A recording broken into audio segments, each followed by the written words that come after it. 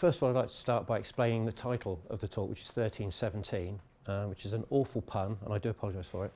And it's all based on this, because the first documentary evidence for Teddy Hall is dated 1317 in this document, the rent roll for Osney Abbey. There are earlier rent rolls for Osney, but the hall isn't named as St Edmund Hall in there, and you'll do very well if on this image you can actually pick out where it says St Edmund Hall.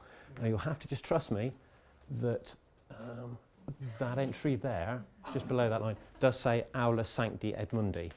If you don't believe me, come down to the old dining hall. I've got a bigger blown up version which shows it much more clearly than this. This shows the principal's name as John of Cornwall or John of Eglishale, and as Eglishale is in Cornwall, it's a bit of a double name. I don't quite understand the alias. There's nothing sinister about people in the Middle Ages having aliases. It's nothing criminal. It's just a common practice. So the St Edmund Hall is named after a saint, but by the end of the 14th, early 15th century, Teddy Hall was known as a nest of heretics, and the heresy in question being Lollody.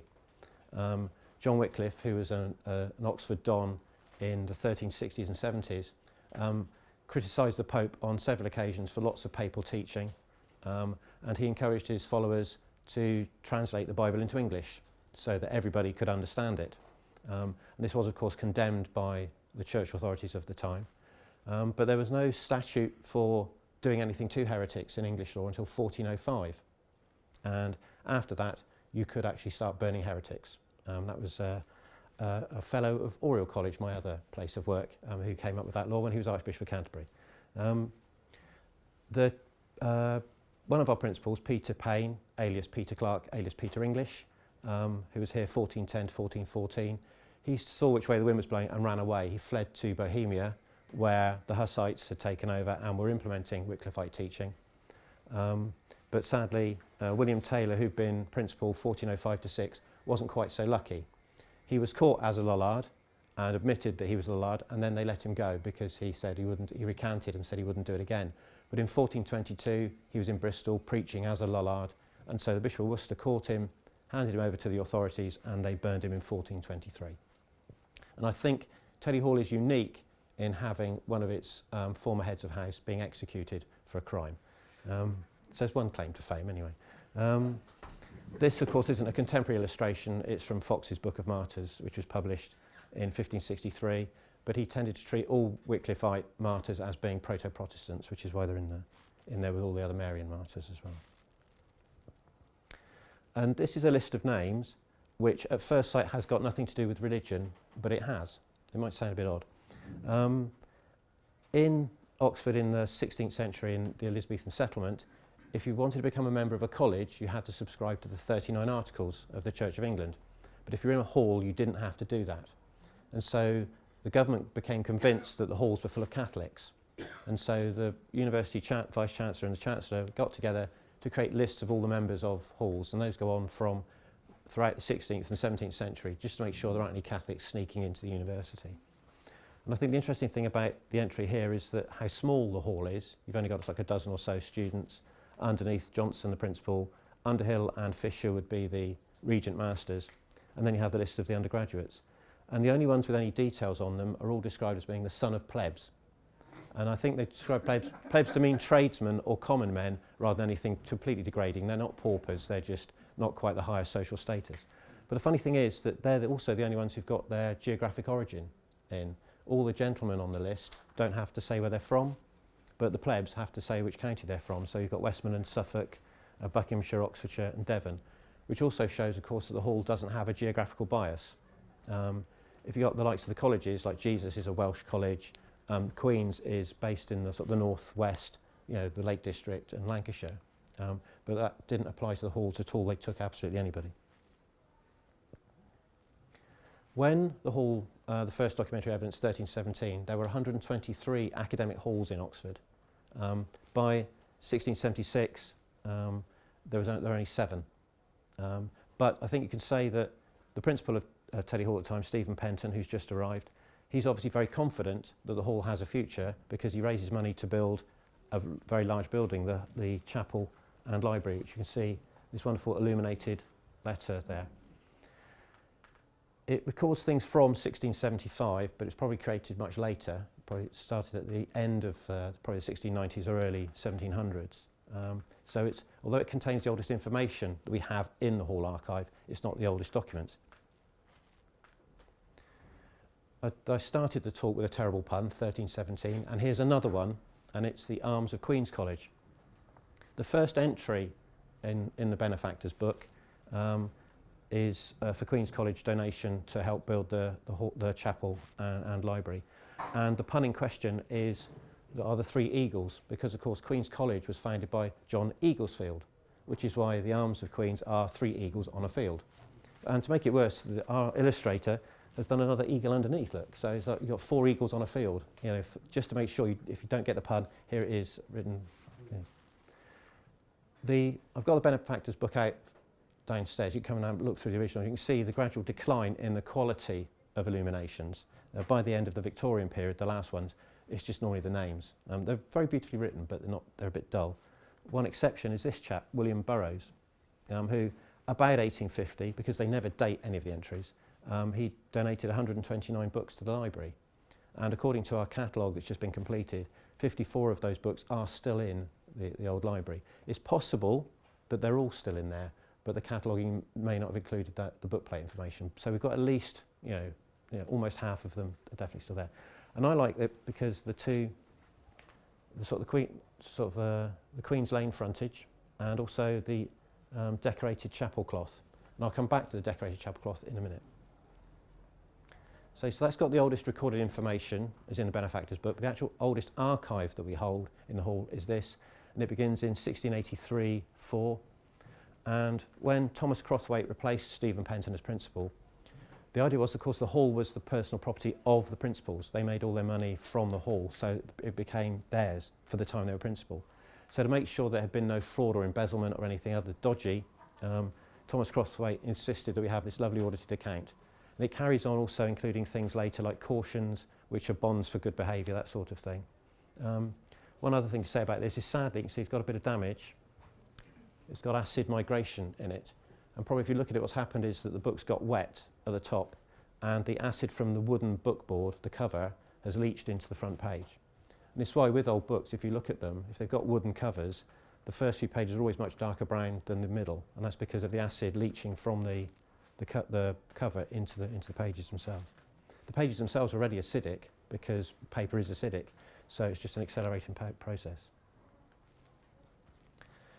Another way of making sure that the principals were good and didn't rip off the property while they were here is that they had to do sort of an inventory of all the goods they took over. And in this case, obviously didn't trust it to be held in the hall, so it's held by the university registrar, and it's now in the university archives. And I like this entry quite a lot, although it's 1740, a bit later, because it's got the dates of donation of some of the gifts and their weights. But the best one is number 23. I don't know if you can read it there. They were given 11 spoons by Mr. Dodd, 8 of which are whole, 3 broke, but one of the bottoms lost. So of that 11 spoons, one of them's only a handle. But they're still keeping it. But the funny thing is, I think I found the entry just flicking through the benefactors book earlier on today, and it said that he donated 12 spoons. So there's a spoon missing from the gift, as far as I can tell, unless I misread the entry, which, as it's in Latin, is quite possible. Galloping on another 120 years here. This is the earliest photograph that I know of that shows the hall. And this is the front quad, or would have been the only quad, of course, in 1860. Much as it looks today, although perhaps a fewer plants in evidence, the main thing that you see it's missing is the well, because the well wasn't discovered until 1926 when they were building the sort of lodgings extension. But the main thing is it shows the vice principal, who was Henry Parry Liddon, who was a Tractarian, a sort of follower of the High Church moves, and he's the one who bought extra decorated altar cloths to go into the chapel. And I think that's what the decorated altar cloth is, what's being shown in the Borrows entry. So I think the Borrows entry must have been done much later, because until then they only had plain altar cloths, they didn't have the High Church ones. The Liddon managed to convince the hall to follow. In Liddon's diaries, he does mention he goes, during Eights Week, he goes to the river every day to cheer the boat crews on, and he used to invite undergraduates to breakfast every day, and he made a special thing of inviting, before 8th week, he invited the crew along to breakfast every day just to make sure they were fit and healthy for the river. And I think it shows one of the things about all Oxford colleges is that the earliest record you have of any sports team is the boat club, and the best recorded sports club or social club is the boat club. I mean, that's true for, I think, a university across Oxford. They are the sort of the social thing that everybody sort of gets involved in earliest. And of course, at this time, probably there weren't that many more men in the hall anyway. You're only looking at 20, 25 people in the hall, and so you've got a third to a quarter of the hall are on the river. Yeah. This is a slightly strange set of pictures. It's a mock funeral. Has anyone heard of a mock funeral before? If a man was rusticated, and it's always men, if a man was rusticated or sent down, then his friends could arrange for the mock funeral. They would hire a hearse and process from his college to the railway station where they would wave him off. So here you see the friends of H. Wilkinson in 1912 waving him off. They're now in the High Street. They've even got a man dressed as a clergyman to lead the hearse. I mean, they're taking this very seriously. But of course, the authorities weren't that pleased with the idea of celebrating somebody being rusticated. And so the proctors would get involved and stop it. So here they are. They've just arrived just outside Oriel College, and they've been stopped by the proctors. I can never remember the senior proctor's name, but the chap just here, next to the policeman, you can just see his cap on. That's Billy Reed, who was a tutor at Keble College, but he was the junior proctor. And it's his photo album of this event that we've got these pictures from. And I used to work at Keble, that's how I know about it. But, it's a fascinating thing because you've also got two sets of policemen, and you've got the Oxford constable there in his uniform, but you've also got the proctor's bulldogs, the university policemen, just to the left of the senior proctor there in their bowler hats. So you've got two lots of policemen in this picture as well. Wilkinson did come back. He was only rusticated for a term, so there's a big fuss for somebody who was only going to be missing for a term, but there we go. So you can't do the history of the hall without mentioning Edward Moore. A fellow of Queen's, he was appointed by them as principal in 1864, and that's a great period of reform in Oxford. And one of the great reforms was to get rid of the remaining academic halls. So the likes of Auburn Hall were merged into Merton, St Mary Hall became part of Oriel College. And the idea was not that, because the hall was flourishing, not that it would become part of Queen's, but there would be a sort of semi-attached annex where the poor students from Queen's would be funneled into Teddy Hall. But in 1903, Queen's changed their minds. And I think that was because in 1902, Oriel had got control of St Mary Hall. I think Queen's wanted to do exactly the same with Teddy Hall. So they told everyone they're going to take the hall over, but the hall was flourishing by then, and so Moore decided to try and stop them. And with Chancellor Curzon, the two of them together managed to convince, over the next decade, the university to retain the hall as an independent body. So by 1913, Queen's had given up, and the hall was allowed to remain as an independent thing. And so Moore was finally able to resign and go off to his canonry. But of course that left the hall in a strange position in Oxford, in that it was the last of the medieval academic halls. It wasn't a full college, which meant that it couldn't hold endowment, it couldn't control its own money.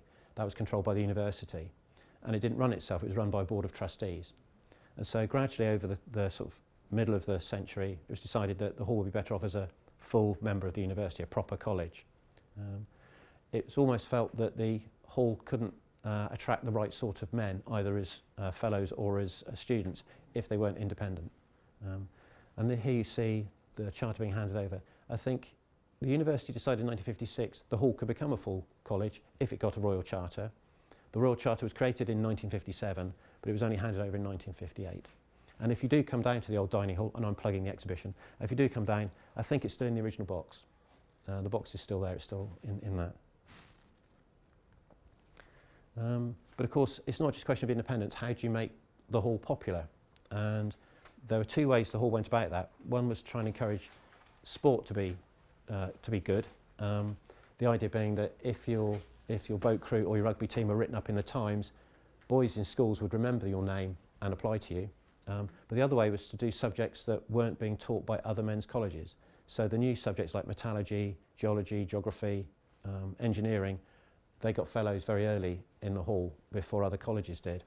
And the other one was by to try subjects that weren't taught as well in men's colleges, and a subject like English. So there were 3 English fellows. You've got 2 of them here. The chap in the middle of the back row is Bruce Mitchell, and next to him Graham Midgley. The only one missing is Reggie Alton. It's the English troika, and we were very well known within Oxford. And this comes from Bruce Mitchell's personal archive, which was donated to the college in 2017. Oh, I should mention, of course, it shows Terry Jones in the bottom corner there, the sort of from Monty Python. I don't think that's the only reason Bruce Mitchell kept the photo, but it does help with publicity purposes. And I find in my final document, and I have to explain that I'm not stopping the history of the hall simply because women are now allowed in. I will explain why I've done it in a minute. 1979, the first women undergraduates were allowed as members of Teddy Hall, so this is the first time they appear in the undergraduate photographs. The reason why I decided to stop in 1979 is not because women have arrived, it's simply because that's the year I started secondary school. So as far as I'm concerned, history stops then. Anything after that is current affairs. Yeah, thank you.